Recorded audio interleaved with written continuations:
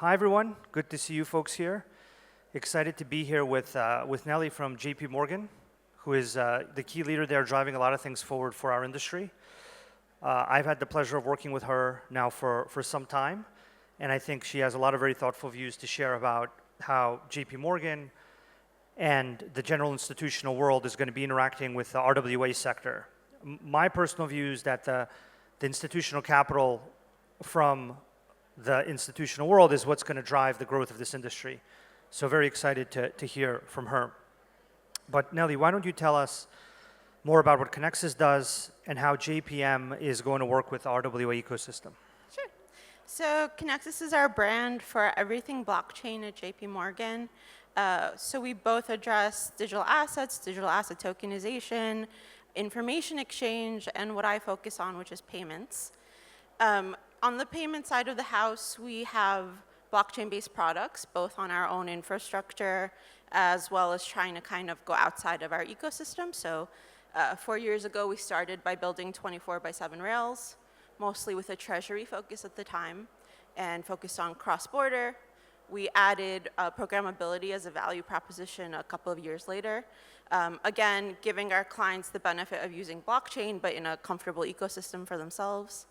And now we've expanded to essentially cross-chain orchestration of our payment solutions with public blockchain, and now issuing on public blockchain itself. So when you think about the interaction with RWAs, we basically want to be a backbone for settlement, essentially in the RWA community.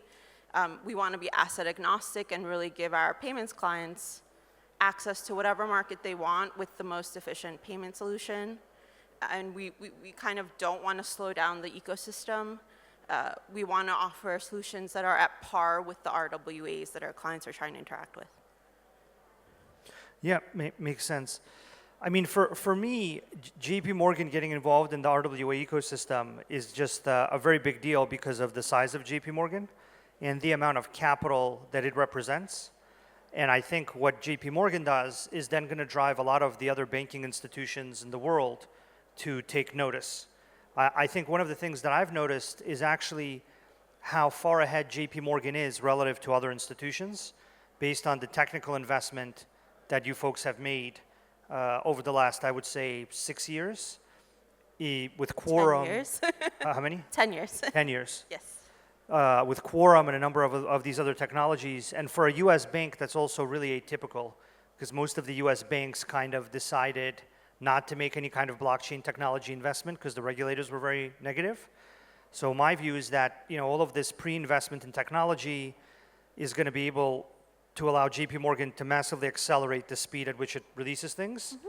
And then that's going to send a very strong signal to the institutional community and the RWA community. To the RWA community, I think the signal is, here's a ton of institutional capital coming towards you, find a way to work well with it. And towards the institutional community, it's JP Morgan is doing this thing, it's the biggest bank in the world, time to get it together and launch something instead of doing POCs. So I'm actually very positive on the impact that this can have on the whole industry. Yeah, I think that's right. And I think what people sometimes don't appreciate is we are a bank, but we're also an extremely sophisticated tech company, and we always want to work with and partner with the best technology wherever it comes from in our industry. So we've been doing that, and we'll continue that journey. Yeah. So how has that been working from the point of view of connecting with RWA chains? What do you feel is the benefit of having an efficient way to connect across chains and to RWAs? And what has it been like working with us and Chainlink? Sure. So I think one of the greatest parts about working in payments, and specifically my job, which is figuring out how we become part of kind of the RWA ecosystem, is we get to be completely asset agnostic, right? We're there to provide liquidity. We're there to provide access to settlement solution, but we can really follow our clients into whatever RWAs, whatever markets they want to go to. And be creative about how we do that. So the work we've done with Chainlink is taking our blockchain deposit accounts, which is a blockchain-based deposit account structure, it is what it sounds like, and using the fact that it's blockchain-based to create orchestration with another chain. The test we did was with Ondo, but we'll be doing this with other chains as well. so that clients get what we call synchronized settlement, so seamless movement between the two chains to have DVP-like solutions, so you're decreasing settlement risk. And like I mentioned, I think the problem or the obstacle in a lot of asset-based use cases is you don't have a payment leg that kind of meets the moment, if you will, either in scale or otherwise client preference. And like I said, we never want to be the weakest link in the ecosystem. We don't want people to come to us and say, hey, we've built like this great like platform for digital assets, and we don't want to turn around and say, great, if our customers want to use this, they'll have to use wires, right? It doesn't make sense to have like a lightning fast asset platform and then a traditional wires solution. So we're really looking at how we do this natively. I think working with Chainlink has been great in the sense that we've gotten a very valuable orchestration solution that's kind of fit into our system. And it allows us to go to a number of chains in relative near term, and it's been a positive experience overall.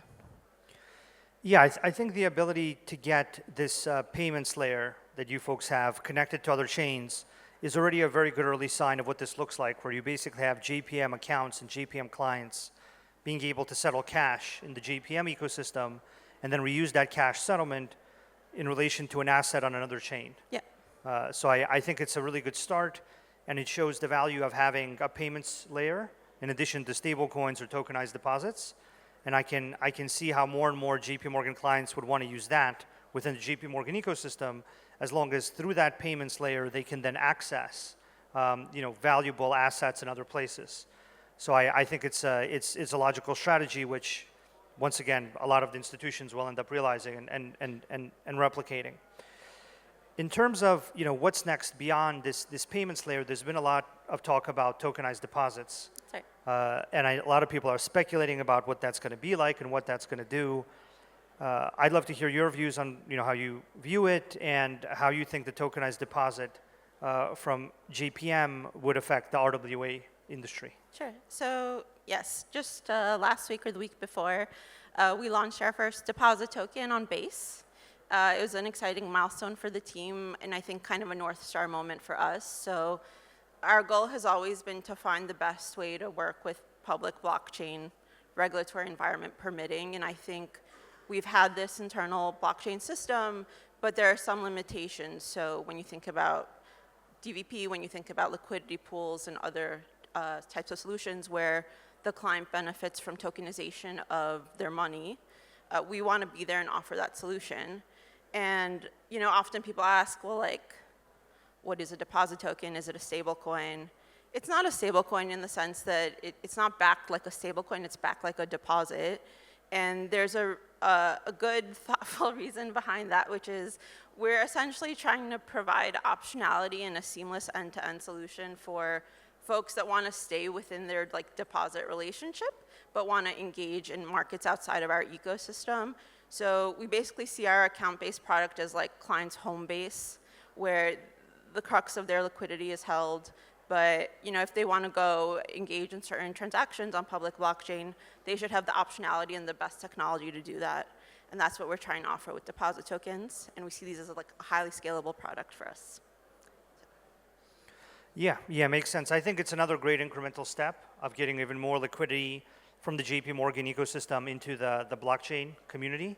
So this is in the RWA kind of community. So I think it's a very positive trend from what I'm seeing, and a kind of a tendency that I think we'll also see in other institutions. Yeah, I mean, I think, look, you have to take a view on where there are going to be efficient markets that our clients, which are institutions and corporations, will want to eventually invest their money and sort of direct your services in that direction. And like I said before, I think I'm very privileged in the sense that I'm a payments provider and I can be super neutral and I can just look at all the interesting projects out there and kind of say, how do we work well with this? How do we make this accessible to our clients? Eventually, if our thesis is correct and there is genuine client interest, institutional interest, and volumes in these markets grows, yes, I think other banks will follow because they should be motivated, again, to provide these services. And also just to add, I think that it's going to be a very robust ecosystem. Like, I don't think, we're trying to take over the stablecoin market per se, I think there are different use cases. I think there's also different profiles of clients that have different preferences, and it's just going to balance out in the long run, and I think there'll be a healthy dynamic between these things. Yeah, makes sense. It'll balance out, I think, as usual, in JP Morgan's favor. But I can say that. I don't know if you can say that. I'm sure it'll go well. What have you found here in the RWA community? So you're, I would say, one of the folks joining the community now, or like maybe a year ago, and the community's been growing, and the venues of all the events have been getting nicer and nicer. Yes. But I'd be thrilled to hear, what have you found interesting about the RWA community?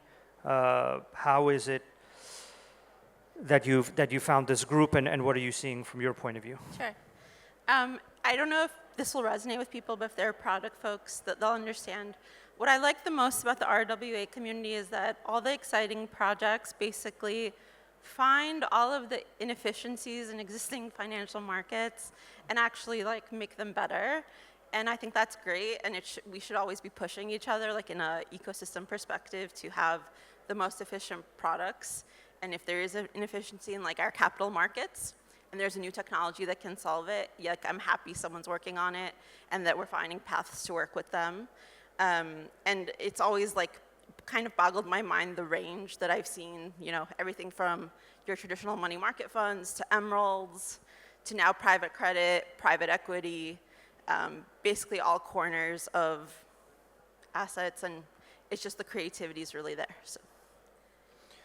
Yeah, I think the permission, I agree with you. That's the thing I also see when I look at the DeFi and the RWA community. It's the whole permissionless innovation thing, in that they can find all these opportunities that banks and larger institutions might have to take more time or more approvals or more licenses or more something, and they can do it in all kinds of other jurisdictions, and they can kind of seek out all these efficiencies and turn them into high quality products that are guaranteed by the reliability of smart contracts in the way that a bank system would have guaranteed it 20, 30 years ago. To make a bank system 20, 30 years ago was a hugely CapEx expensive thing. You also had to get licenses, you had to do all this stuff. But now with permissionless innovation, I think the group here can generate a lot of really cool cutting edge financial products that are also pretty reliable, that can then be used by the JP Morgan user base. Yeah, and I think it's the core principles in those products. So a lot of the friction in traditional financial services products comes from things like not being able to integrate data necessarily real time, or not being able to provide transaction transparency to multiple parties. And there are built-in frictions to alleviate risks that couldn't be alleviated elsewhere. And it's part of the process, right, of updating your services, your industry, to look at, hey, is the stuff that I'm now solving for with friction solvable with better tech, right? And I think that's what the RWA community is at its core doing, and that's where I find the creativity. And I think, frankly, eventually there's going to be a great convergence and adoption of the tech even on a more traditional basis. So a great example, not necessarily exactly tied to the RWA community, is AMMs, right? AMMs are a perfectly good solution, efficient markets based on the availability of an asset, the interest of the parties, it's real time. There are reasons why it can't be adopted wholesale right now in traditional finance because of legal entity structures, et cetera, but there are definitely folks working on thinking about how to adopt that, right? And it'll make our own markets very efficient on the TradFi side as well. Yeah, I think there's a path towards this DeFi, TradFi convergence, where a lot of the technical issues, the cross-chain connectivity issues, the data issues, the compliance issues can all get resolved in a technical way, where the guarantees are strong enough for the regulated institution, because the regulated institution has the cryptographic proof to rely on their relationship with the counterparty, and the counterparty, being a DeFi or RWA system, can prove to them what their solvency is, even if they're not a large brand name counterparty, but they can prove that solvency by cryptographic means. They can prove through smart contracts, through Oracle networks, through compliance engines, verifying things. And then I think the amount of counterparties that institutions can deal with can expand beyond just their top 5, 10 other institutions that give them those guarantees through these kind of opaque back-end systems and licenses. And I think that ends up benefiting the whole capital markets industry, not only because of the permissionless innovation, but because you can have more counterparties. And if there's a counterparty over here that's a big institution that isn't giving you the product you want, maybe there's a medium-sized or a small institution, but now the reliability of that medium or small institution is as high as the big one. And so now you have a different ecosystem that kind of really grows things to a different level.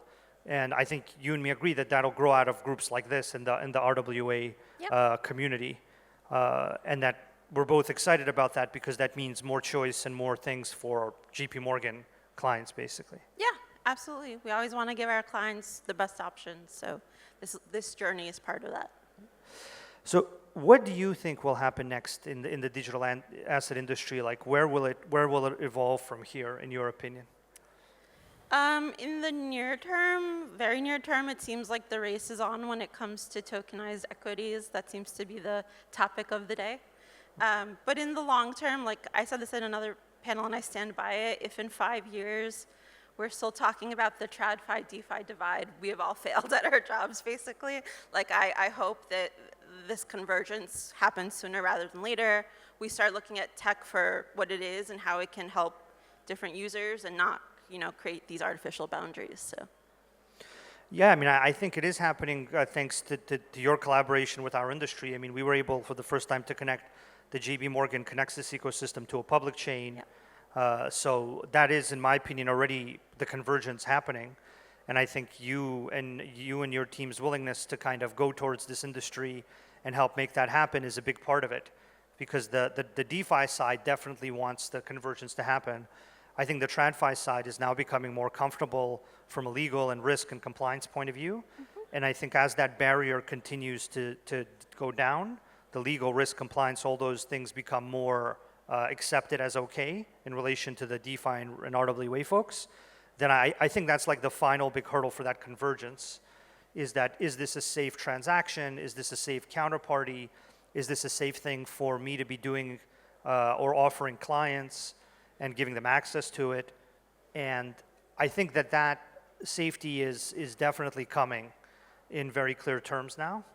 And it started with stablecoins, and the stablecoin legislation created that safety, right? Or starting to create that safety. I think it's a combination of things. So like legislation definitely helps and provides a framework. But what I think is more important is that I've seen, I think, a real seriousness in the community about having tools that are what we call like enterprise grade when it comes to things like, analytics, AML monitoring, frankly, even like enterprise grade custody, enterprise grade interoperability solutions, and like the tools just weren't there 5 or 6 years ago. So it's, even if a bank wanted to, like we've again been in this space for 10 years, we literally had to like build our own blockchain just because there wasn't one we could work on that what met our standards 10 years ago. Thankfully, that's not the case today. Like if anyone's a new entrant into the space, it would be silly to just build a new blockchain from scratch at this point, I think. But it was an evolution, right? Like it took many years for there to be tools that are kind of enterprise friendly and can support this kind of convergence. Yeah, that's great to hear that the tools and the infrastructure improving is a factor for you and other institutions. That's definitely the work that we're very focused on, is getting those tools and infrastructure and standards to a level where they can meet the standards of institutions, so those institutions can go on chain and start doing these transactions, making all these tokens. So I think I think you're right. It's those two things, right? It's the legal safety and the legal clarity to allow transactions to happen, and it's having the infrastructure and the protocols and the systems to enable the transactions technically in a way where not only do you know that your system works well, but you know that the transaction can happen correctly against someone else's system. Yep. And so it's not just about what your system does, it's about how your system interoperates with these other systems, and you end up at a reliable transaction, right? And so, yeah, that's a very good point. So this has been great. Thank you, Nelli, for sharing your thoughtful views on this. Sure. In my experience, Nelli and her team are huge and very important supporters of our industry. So if you see her in the conference, please come by and say thank you. I think her and her team and JP Morgan coming into our industry really is going to take you to the next level. So thank you very much, Nelli. Thanks, Sergey. Thank you.